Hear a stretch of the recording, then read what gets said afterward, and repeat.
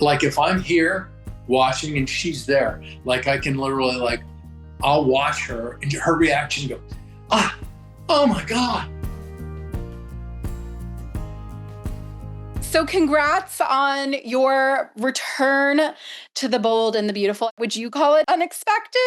Well, no, I'll go with unexpected. That's okay because we haven't seen Nick, on the show for 12, 13 years, although I went back for that guest appearance for Kelly, honoring Kelly Lang last year or 2 years ago or whatever. But yeah, it's great. What's great about it is that, like, unexpected, I ran into Brad Bell at the golf course we belong to about 6 months ago. And I'm like, hey, man, I'm going to Italy this summer. You want me to do any press for the show? I know I've been on there. And he's like, yeah, great. Let me think about that. And so he called about 6 weeks later and he goes, what do you think of a summer storyline?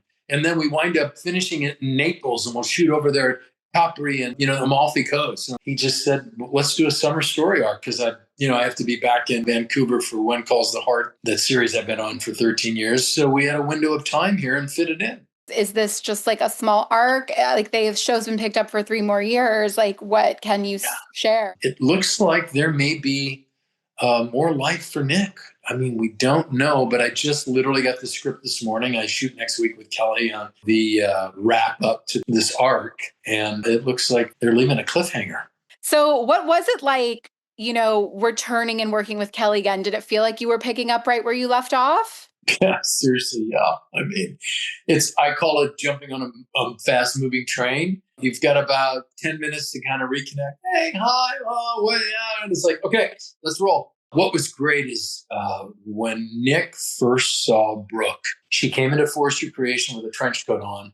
I was in a swivel chair back to the door, and she comes through the door, opens this thing up. She's in lingerie, and I spin around, and that's their first moment they see each other. So Brad and I thought, how do we recreate that? So she's trying on lingerie behind a scrim.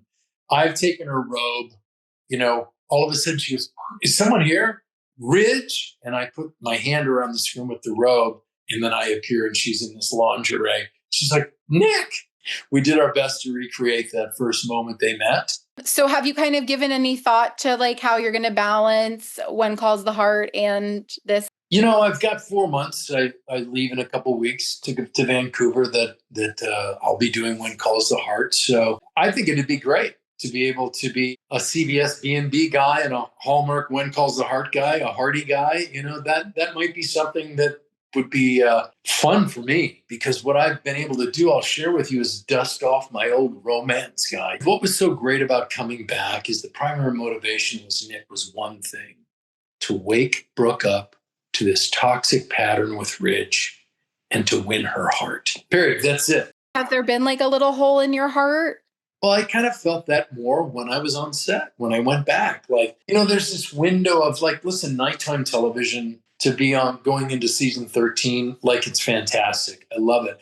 But, also the way daytime works now, I love it. I love to work fast. I love to run lines. I love the intensity of it. I love intensity, right? I'm kind of an intensity junkie.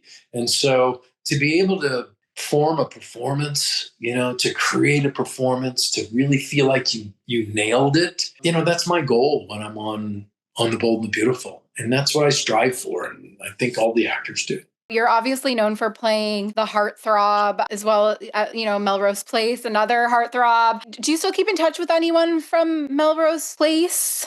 And who? I just did the podcast Still the Place with Daphne, Courtney, and Laura. So yes, I got a text from Heather this morning. Congratulations on something. So we stay in touch for birthdays and things like that, So yes, Josie Bissett and I did a franchise of movies for the Hallmark Channel called The Wedding March, where I executive produced and starred in, and she was my co-star. We did 6 of those. So yeah, I guess I stay in touch with my Melrose cast members. Congratulations on your recent nuptials. You're heading right back to work. So how does she feel about that? And how do you guys make it work?